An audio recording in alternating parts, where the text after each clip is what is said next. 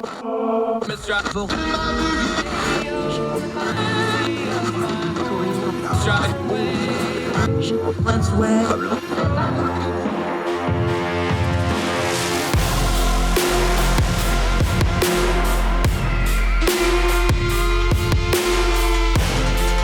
your host, Andrew Donaldson. This is Hearld-Tell.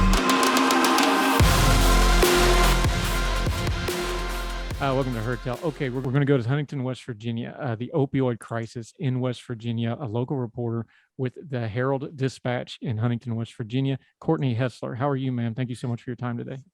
I'm doing pretty good. Thanks for having me, Andrew. Let's start bigger picture, though, because these things, what happens is we start talking data and we start talking buzzwords and we start talking stereotypes, and everybody kind of loses perspective of what's going on. Tell people who don't know, I've lived and worked there, you're from there. Talk about the people and the city of Huntington and kind of put a human face on it for me. Well, Huntington, your listeners probably know as best, like it's where Marshall University is located. Marshall, and it's kind of a saying that is getting old, but Huntington lives and dies with Marshall University. That's the center of it. Your listeners have probably heard of it from We Are Marshall, the major motion picture. But Huntington was built on the Ohio River. It's an industrial town, or it was, and as those jobs declined, so has our population, and we're kind of seeing an effect from that. West Virginia has a history of really hard-hitting jobs, labor jobs, and because we work hard, our body hurts more, and because of that, we've had to turn to medical help, and that's all started with opioids being prescribed. It goes back to the Sackler family and Purdue Pharma and their promotion of opioids. In about 2007, a flood just started, is how people are describing it, of opioids being sent into our area. Over a 7-year period, 7 or 8 years, Huntington received about 80 million pills from just 3 opioid distribution companies, AmerisourceBergen, McKesson, and Cardinal Health. And that rage, the flood, just continued to increase until 2012, when the DEA really caught on, and the regulation belts were tightened more, and the drastic to their legal doctor prescriptions to turn to illicit drugs on the street. And that was 2012. We're 10 years later, and we're still suffering. Overdoses continue to rise each year. We did get some headway before the crisis started, the pandemic started, but because the pandemic cut off so many connections, personal connections that have been made to get people the help that they needed, that really just caused it to aggravate again. So we're sitting here today, and our people are suffering, our people are still dying, and we really just have no end in sight. What was it about this particular area? Because like you said, there was other parts of the country down in the coal fields. I know Oceana was a hot spot for this, where you got, I forget, someone got, you have a town of 2,000-3,000 people, and they had hundreds of thousands of these pills thrown in there. Yeah. Was there a particular reason for this area that ever came out, either in the trial or in the supposition or just in some of the reporting y'all have done? Why Huntington? It's a smaller size city. Is there a specific reason why? I know you went through the background of West Virginia, and some of that comes from kind of the mining and the mill. There's an huge steel producing area there between there and neighboring Asheville to Kentucky. Why Huntington, though? What made this such an epicenter for all of this? It's so multifaceted. Like it's ridiculous. You could account for anything, but one thing that really stuck out to me, in the complaint that the city of Huntington and Cabell County had filed against the opioid firms, one line really stuck out to me, and I can't remember the specific number, but it was about the marketing practices of Purdue Pharma and their marketing consulting company, McKinsey, and it was something like the Huntington and Cabell County area received it was like 30 times the amount of marketing that other areas received. So for every dollar that was going into opioid marketing in other communities, in our area, it was like 30 times that. And I really think that that's what it goes back to. So the theory on this was, it got kind of interesting and got the national attention. What you've been reporting on for the last few years is Huntington and Cabell County, which Huntington's in Cabell County, it's by far the majority of the population. Right. They decided to kind of do this novel thing where they went out on their own and went to court against the pharmacy companies, the big three pharma, they call them. What was the thought process for there? I know the model was kind of the tobacco settlements of years past, but locally, what was the thought process of they going, hey, we're going to go this alone and try this novel approach? Well, for Huntington and Cabell County, I've really come to the term like Cabell County and Huntington kind of walked. So the 2,500 plaintiff cities and counties who have joined in similar claims nationally could run. So they were on the forefront. They were one of the first lawsuits that were ever filed. And I think it all comes back to a local attorney called, his name's Paul T. Farrell Jr. His dad's a circuit court judge here too. And he just had this notion that he was sick of it and he wanted to do something about it. And he might be one of the smartest people that I ever know. Like I can barely comprehend his mind or his thought processes. It's brilliant, but he was sick of it. He knew his town and his hometown was hurting and he wanted to do something to fix it. And we just got lucky enough that he's from here and this is where he wanted to start his journey. Yeah. Courtney Hessler from Huntington joining us, a reporter, fine journalist. Make sure you're following her. Her information's on the lower third there. And we're going to link to these pieces in the show notes. Okay, they took it to trial, the big three pharma. This has been a long, arduous process. There's multiple, I don't want to call them side cases, but when you have a case this big, people join it. Some parts of it have been split off. There's been some judicial review things where they've had to split it off into different cases. But over the 4th of July weekend, we had kind of a big deal ruling that got a lot of attention, might have got lost to some folks because of the holiday. Just walk it through us for a minute, though, because one of the major pieces of what they were shooting for here, the judge basically struck down. Yeah. So last year, Huntington and Cabell County became the first to go to trial in those 2,500 cases or so against the distributors in federal court. It lasted all through last summer. It was months long. And every single detail about how the opioid epidemic started and how it got to where it is today was shared. And it ended in the end of July, and we hadn't heard anything since. And the judge, late 4th of July, he dropped the opinion on it that essentially ruled against the plaintiffs in every single aspect that they had claimed. They claimed that the distributors had blindly just shipped pills in without doing their due diligence to check records, pharmacy records, that they promoted this, that they encouraged it. They just turned a blind eye because they were going to be profiting off of it.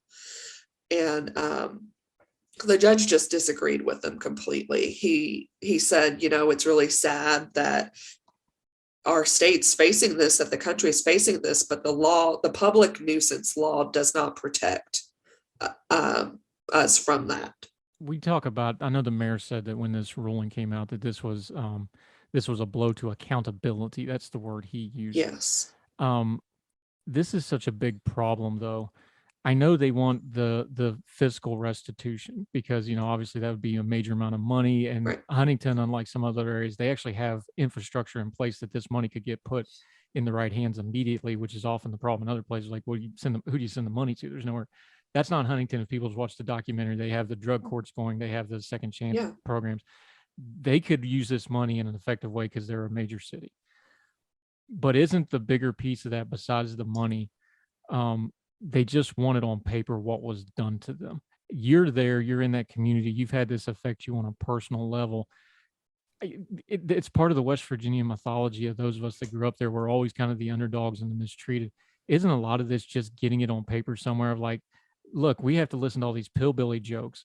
This Yeah. was done to us. This wasn't something we chose, and we want it on paper and we want it on the record for posterity. You said accountability, and that's a big part of this case. One of the most heartbreaking parts of the trial for me last year was whenever they revealed emails from CEOs of these companies who were rewriting the Beverly Hillbillies theme song to include pillbillies, about like West Virginia Appalachians, like going down the Pillbilly Highway to Florida to get prescriptions for pills, and just jokes like that. And to see somebody that's making millions of dollars a year sit there while Appalachians are dying is just heartbreaking for me. You're from here, Appalachians have a long history of being exploited, and this is just another blow to that. Yeah, it sure is. Yeah. Courtney Hessler joining us. She is from the Hearld-Dispatch in Huntington, West Virginia. Great local reporter, talking about the court cases, the opioid crisis, putting a familiar face and name to it. We're going to talk more about that pillbilly thing in just a second. Also, we're going to go through some of the stereotypes. Even though this court case got complicated and they didn't get to find it, there's some really important information that came out in this case. Yeah. We're going to detail that with her. We're going to take a quick break, return, continue with her on Heard Tell right after this.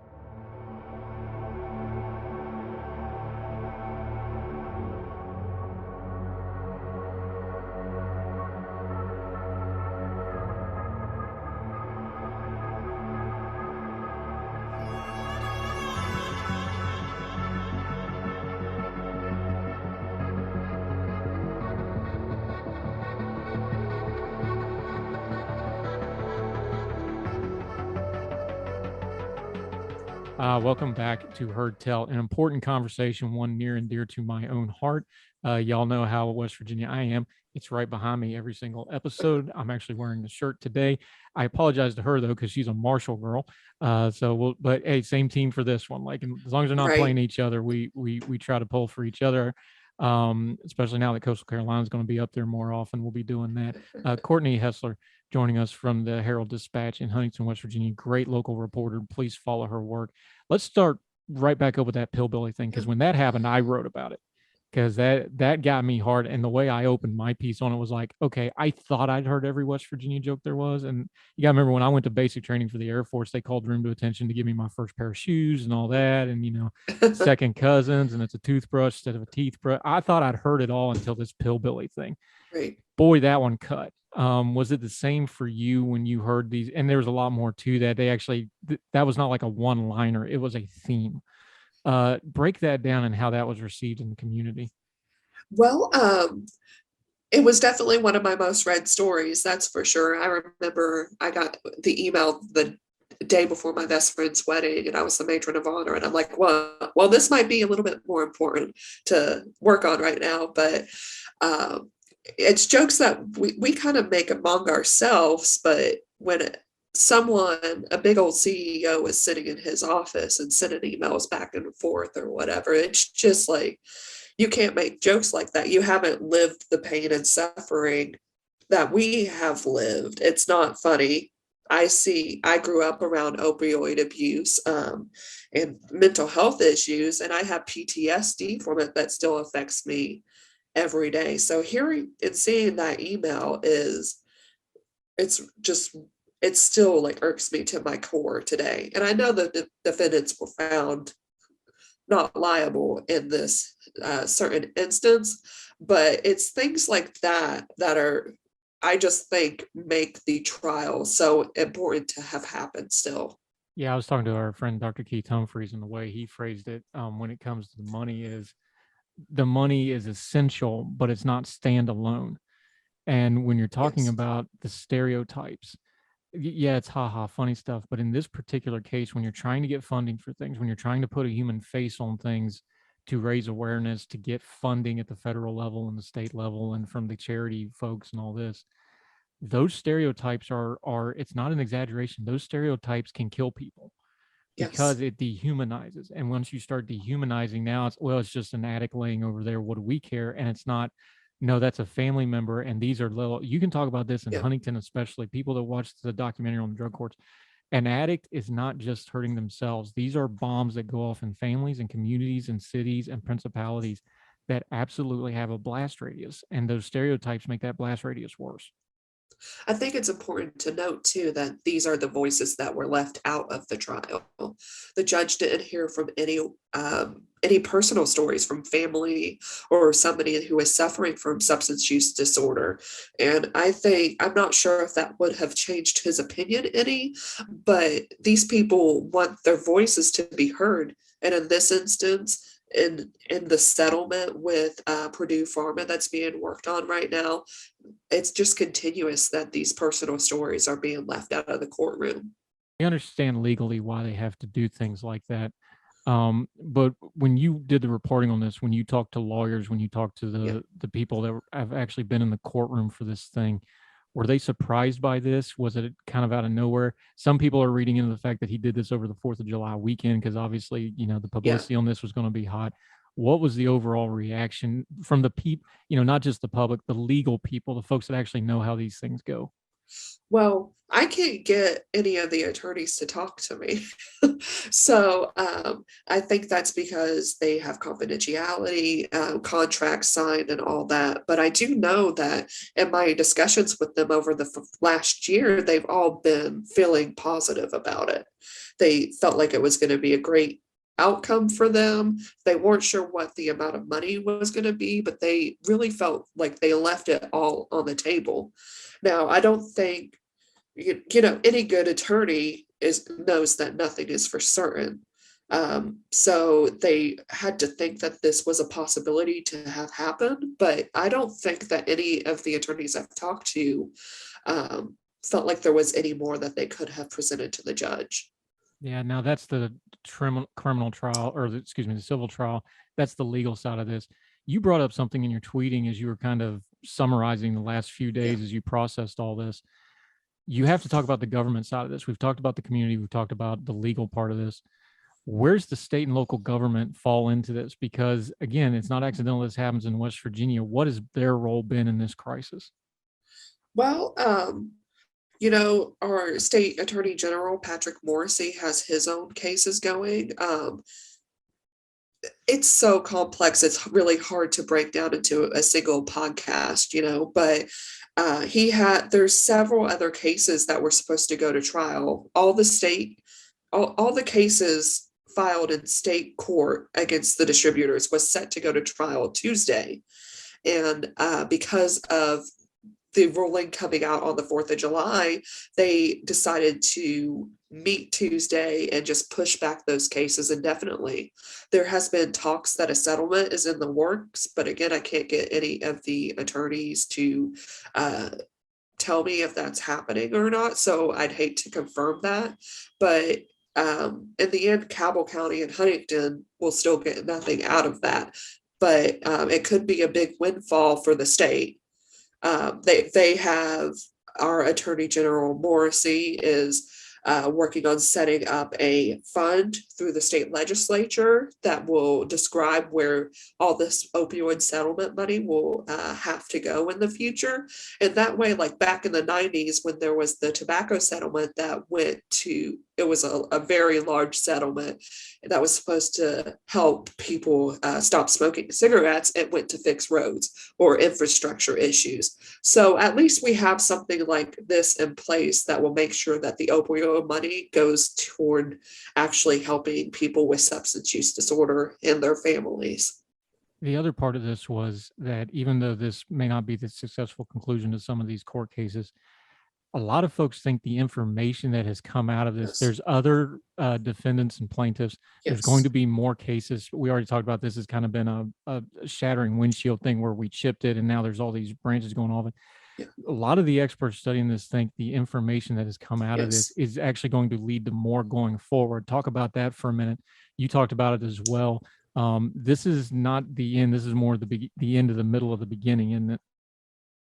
Yeah, so there's so much information that came out of this trial that we would have never known if it wouldn't have taken place.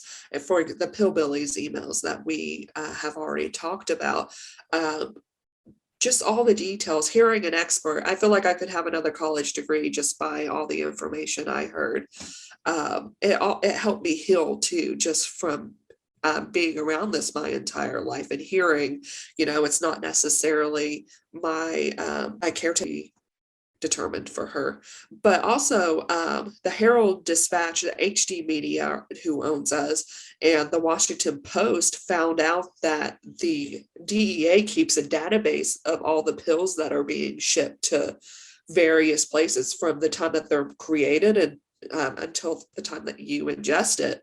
And so that data was turned over as part of this lawsuit, and we were able to fight in federal court to get that information released. The Washington Post has a great database of it. If you just Google where did the pills go, Washington Post, you'll be able to find it. But we fought for that information to be released, and it really showed the details of the pills that just flooded into our communities. And we wouldn't have been able to find that and get that information to the public without this case. Yeah. Courtney Hessler joining us from Huntington, West Virginia. Great local reporter. We'll link to that in the notes as well, so folks can find that. Let's round back to where we started. Again, these things get lost really quick in legal terminology. They get lost quickly in stats and stereotypes and buzzwords. Let's go back to that personal face of this. You've made no bones in your public media and your writing how personal this gets for you. Let's not even pretend there's not bias here, because there's no way you can't be, because you live here. Yes. Start there and kind of round this out, that yes, this phase of it's over, but I know it's disappointing. You've talked openly about your disappointment with how that goes. Where does it go from here? Because like you said, Huntington, the documentary, if people haven't watched it, we'll link to that as well. They've got some innovative stuff going on. They're having funding problems. It's not getting any better, but they seem to be able to at least start figuring out how they're going to fight this going forward. Give us some positives out of kind of this dark tunnel we're in right now. Well, Huntington and Cabell County have a $2.6 billion plan to abate the entire opioid crisis in our community within 15 years, which that seems like a long time, but the plan is so thorough and so well thought out. It's made by so many different parties in our community that it's exciting to think that we have an answer of how to fix it. We just have to figure out where is that money coming from. And so whenever Huntington and Cabell County filed this lawsuit, it didn't just include the distributors. Huntington and Cabell County were kind of a guinea pig to go to trial against the distributors first, and for the rest of the 2,500 or so lawsuits that were filed. And we know how that worked out. So now the next step, of course, they're going to appeal this and see what they can do in a higher court. But they still have lawsuits pending against doctors who prescribe the medicine, many of who have died already. They have lawsuits against manufacturers, pharmacies, and just everyone from the bottom up who was involved with starting and fueling this crisis. Yeah. Courtney Hessler, great reporter. Let folks know where they can follow you. We're going to have you back on the show real soon with some of your other local reporting. Maybe we can talk some Marshall football when that goes down. We're getting a new baseball stadium. That'll be kind of cool. Yeah, I'm really excited about that. Yeah, long needed. And that old CSX yard was an eyesore. That was kind of the dead spot when you drove past the football stadium and tried to get the rest of town. We'll get you back on. Until we have you back on the program, though, let folks know where they can follow you, let them know where they can follow the paper, and let them know where they can follow you on social media. Yeah, so I'm really big on Twitter, and you can follow me at Hessler HD on Twitter, or you can follow the newspaper at Hearld-Dispatch. So it's pretty simple, or Hearld-Dispatch.com. Yeah, they do good work. It's a very interesting little corner of the country. I enjoyed living there. Marshall's a great school. We give it a little hard time when you the old joke, of course, is WVU was the state school, Marshall was the private school. It's a lot different now than it used to be, but it healthy, friendly, brotherly rivalry. Nothing wrong with that. Courtney Hessler, thank you so much for the time today. I know it's a dark topic. Sometime when you're writing on something uplifting, let us know. We'll make sure to get you on that and balance it out. But thank you so much for the time today. Really appreciate it. Yeah, thanks for having me, and I can't wait to be back. Yes, ma'am. Thank you.